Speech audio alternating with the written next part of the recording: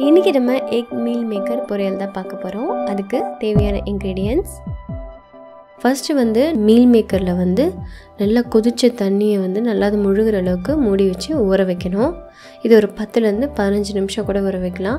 அப்போ பார்த்துக்கோங்க சாஃப்ட் ஆகிடுச்சு அப்படின்னு சொல்லிட்டு இந்த மாதிரி நல்லா சாஃப்ட்டு வந்துடணும். அதுக்கப்புறமா ஒரு கிணத்துல பச்சை தண்ணி போட்டு அதை ட்ரான்ஸ்ஃபர் பண்ணி அதுலேருந்து புழிஞ்சி எடுத்துக்கோங்க, நல்லா தண்ணியே இல்லாமல். அதுக்கப்புறம் இந்த மாதிரி ஒரு ஜாரில் போட்டு லைட்டாக ஒரு 2 வாட்டி பல்ஸ் பண்ணி எடுத்துக்கோங்க. இந்த மாதிரி இருக்கும். இப்போ ஒரு தவாவில் 2 டேபிள் ஸ்பூன் அளவுக்கு கிரவுண்ட் நட் ஆயில் சேர்த்துருக்கேன், கடலை எண்ணெய், அதுக்கப்புறமா கடுகு, கடலைப்பருப்பு, உளுத்தம்பருப்பு எல்லாத்தையும் சேர்த்து லைட்டாக பொரிய வச்சுக்கோங்க.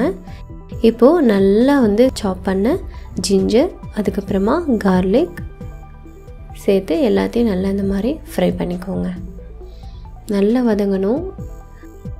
அதுக்கப்புறமா நம்ம நறுக்கி வச்சுருந்த வெங்காயத்தையும் சேர்த்துக்கலாம்.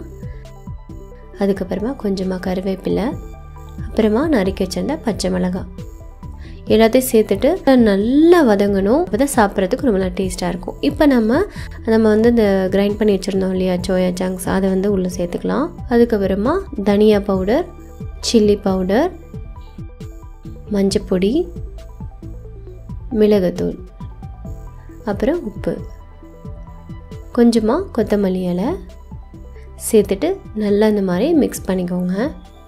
நீங்கள் காரத்துக்கு ஏற்ற மாதிரி பெப்பர்லாம் சேர்த்துக்கலாம்.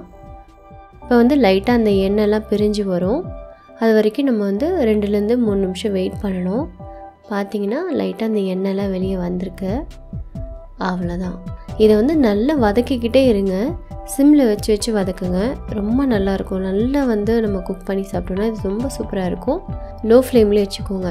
இப்போ வந்து முட்டை சாப்பிடாதவங்க இது வரைக்கும் செய்யலாம். இல்லை நீங்கள் திடீர்னு ஒரு முட்டை ஆட் பண்ணணும் அப்படின்னு நினச்சிங்க அப்படின்னா அதில் நடுவில் வந்து கொஞ்சமாக எண்ணெய் விட்டுட்டு ஒரு முட்டையை நான் உடச்சி ஊற்றுறேன். அதுக்கு கொஞ்சமாக சீரக பொடி, அப்புறமா கொஞ்சமாக சோம்புத்தூள்.